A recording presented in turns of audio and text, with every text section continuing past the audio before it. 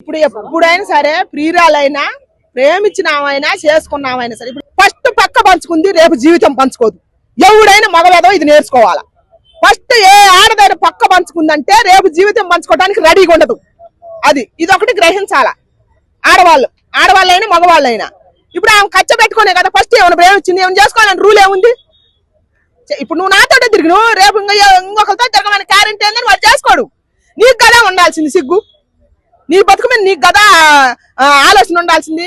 ఆకెళ్ళి ముళ్ళు మీద పడ్డ ఆకే తప్ప ఆ ముళ్ళు చాకు మీద పడ్డ ఆకే తప్ప ఇది ఒక్కటే ఎందుకు గ్రహించలేదు ఆడపిల్లలని నాకు ఆ బాధ. ఆడపిల్లల తల్లులారా మీరేనండి అమ్మ మీ జీవితాలు ఆగమైపోతాయి. దయచేసి మూవీ వచ్చింది. ఆ మూవీలో ఎట్లానే తండ్రి చేస్తాడు కూతురు మీద, అంటే మూవీని ఇన్స్పిరేషన్ గా తీసుకొని ఇట్లా జరిగింది అనుకోవచ్చా? దరిద్రం తీసుకుంటారు అన్ని చూసి నేర్చుకుంటారు. మూవీ ఒకటే కాదు పక్కన వాళ్ళు ఇప్పుడు నువ్వేం చేస్తున్నావు చూసి నేను చూసి నేను మంచి నేర్చుకోవాల్సింది పోయి నీకన్నా డబల్ చెడు నేర్చుకుంటున్నా. ఇప్పుడు అదే నేర్చుకుంటున్నాను. ఆ మూవీలలోనే కాదు రియల్ కూడా ఇప్పుడు పక్కన ఏం చేస్తున్నా ఆమెను చూసి నేను మంచి నేర్చుకోవాలి కానీ లేదు ఆమెను మించి నేను చేయాలని నేర్చుకుంటాను. మరి ఇంకెక్కడ మంచి వస్తుంది? ఇప్పుడు మన సమాజమేనా మంచి మరుగున పడిపోతుంది, చెడు ఎక్కువ పైకి వస్తుంది. ఏ శిక్ష చేసినా తక్కువే. ఏం వేయాలంటే మనమే చెప్పాలి, అలాంటి వాళ్ళు బుద్ధి చెప్పాలన్నమాట.